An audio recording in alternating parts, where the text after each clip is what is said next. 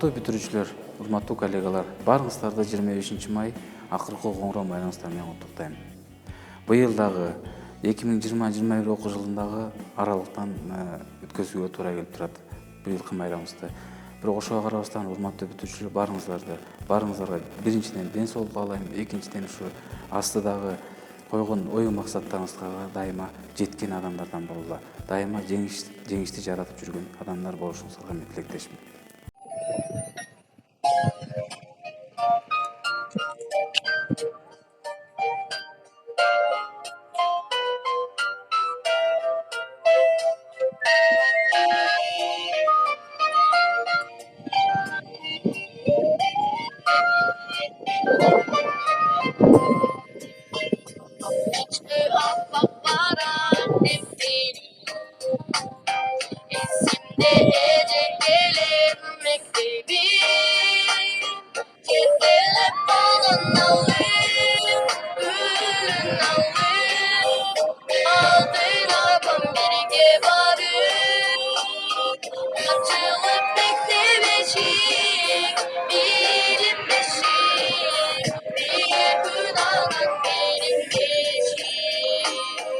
Vem, vem, vem, vem, vem, vem sentando, vem, vem, vem, vem, vem, vem, vem fudendo, vem, vem, vem, vem, vem, vem, vem sentando, vem, vem, vem, vem, vem.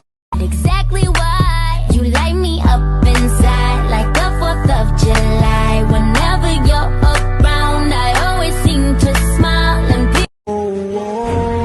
Él no va a hacer nada. Si lo pillo por la calle dice, si lo pillo por la disco dice, si lo pillo por el área dice.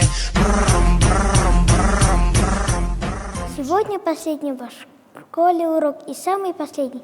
Звенит вам звонок, а дальше экзамен и выпускной со школы. Расстаньтесь вы в разнобой. От первоклассников Фермите прекрасный праздник поздравления. Удачи вам, выпускники, пусть ждут великие свершения.